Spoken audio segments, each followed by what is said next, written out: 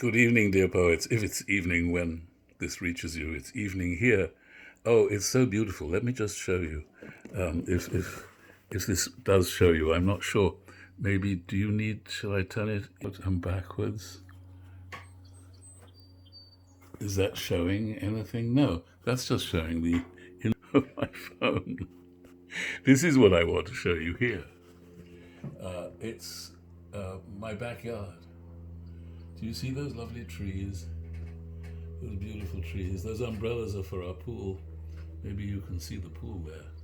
A pretty great thing to have in the Catskill Mountains.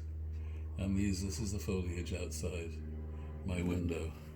Anyway, that's why I say good evening, because it is beautiful, beautiful upstate New York evening.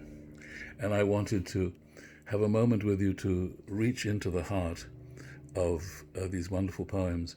You'd be amazed if you could meet Celia. She's not the hard case that you'd think wrote these poems and had been through to hell and back, to prison and back, visiting murderers, having affairs with God knows whom. I don't know what Celia did in her youth. She's a very respectable lady now, a respectable lady professor. You'd be astonished. I'm always astonished and touched and impressed. She's an absolutely lovely person. So these poems, I wanted to look at a couple of them with you and see if we could feel their music together. I'm looking now at one called Brave, that terrible pun that's raised by the use of a brave, an Indian brave, just describing a man. And yet, are they all brave? Are we, any of us, brave?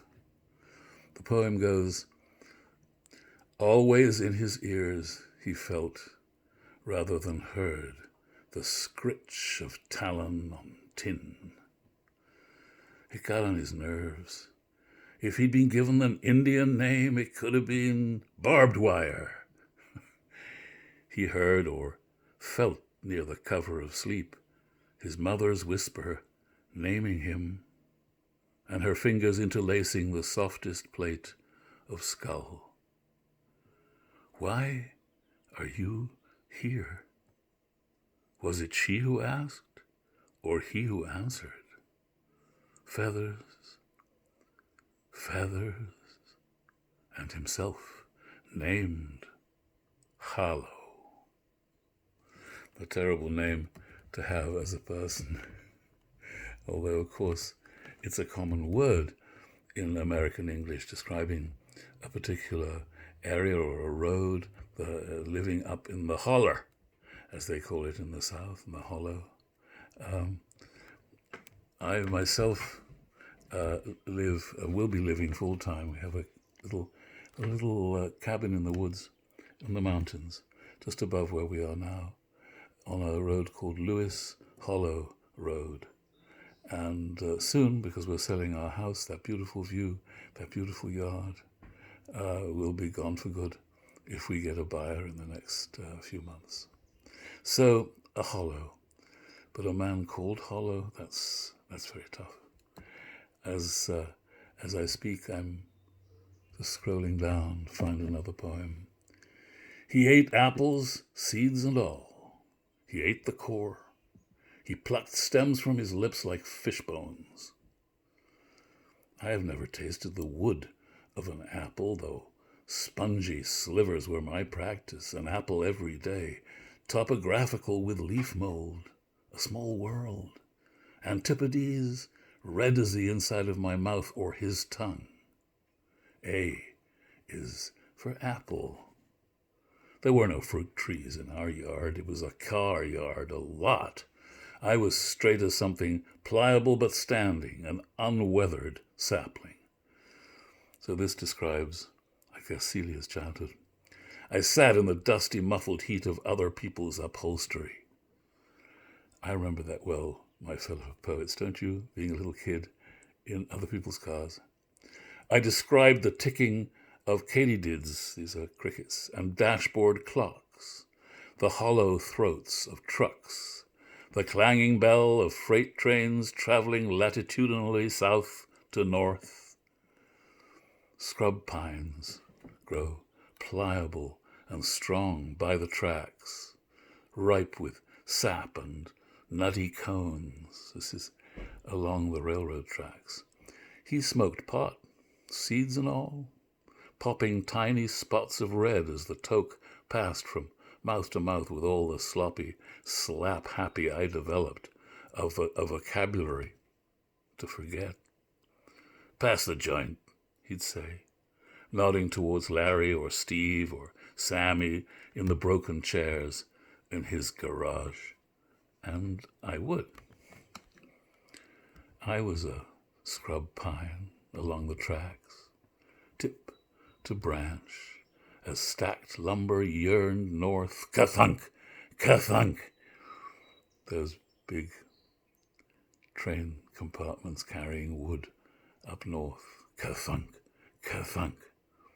I was rooted. The last line. She couldn't get on those trains going north. And some of these poems, of course, are dark and sinister. You don't know, are they real? Are they autobiographical? I'm always mesmerized by the car crash ones because, as I mentioned to you before, I forget if it was in one of my little videos or whether it was in an email, I knew well an Apache called Jamie who died in a car crash. Young man, teenager. Metal versus mortal, this poem is called. There was only one survivor, the truck driver. On a Cherokee street, so daily it wasn't even present.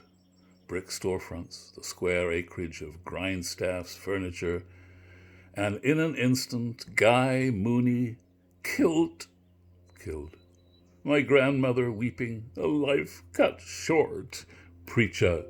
Oh, my battery is running low, it told me. Poor Guy Mooney, his battery was running low. I'm just going to get the connector.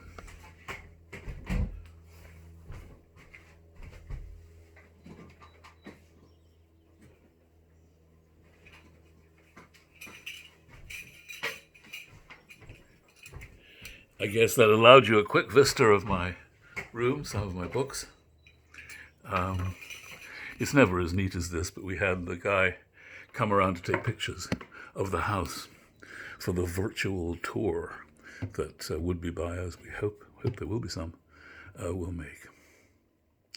So, a life cut short.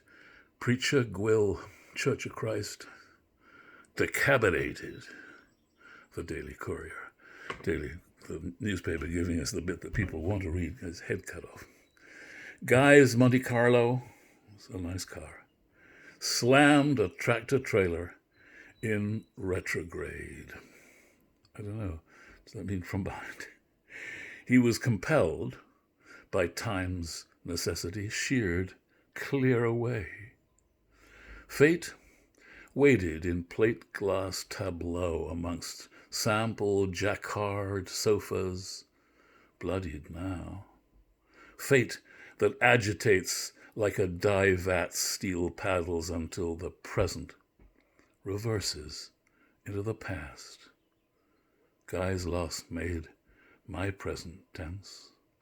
So poor Guy seems to have smashed into a truck driver full of plate glass tableau. Anyway, sample sofas, now covered in blood.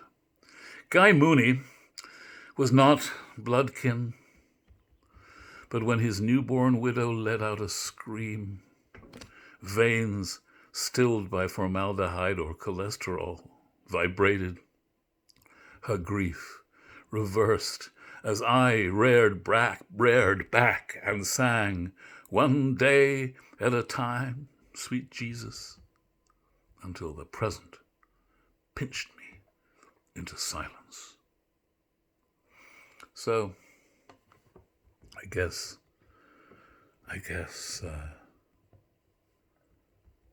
these are all anecdotal glimpses of childhood, people she knew, many of them dying.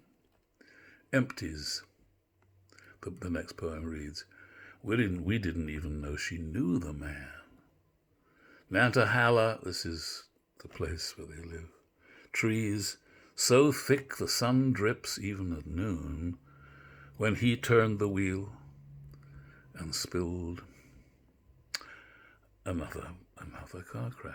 Cousin Jenna Lee's fancy man after the fact. Given name wiped like humidity from the windshield. So that's just gone like a smear, like a little mist on a windshield. Noon on a Tuesday when she should have been at work. It was the bridge coming from the bootleggers, kingpin of democratic politics, gambling debts, and liquor, icy on approach. I grew up just down the road on the red banks of Rocky Broad Creek. Copper kettle, copper coil, rattling from the back seat when the car, winched from Cane Creek's sandy bottoms, pulled out of the creek. Spilled Schlitz, Bud, 2 beers, Jenna Lee, and the dead soldier. So, just so many deaths. And I hope your childhood doesn't contain, your memories are not a vat, a store of memories like Celia's seemed to be, but she's such a gentle person. Not a gentle past, though. Cherokee Roadkill, the poem, the title poem. Every year spring snow sugars the road. Every spring, a lank-haired son of Sequoia High School closes long-lashed eyes in color wee and opens them? Question mark. Like Kenny Arrowhead, who kissed me in the back of his brother's Corvette after his brother strangled his wife. That other kind of crash.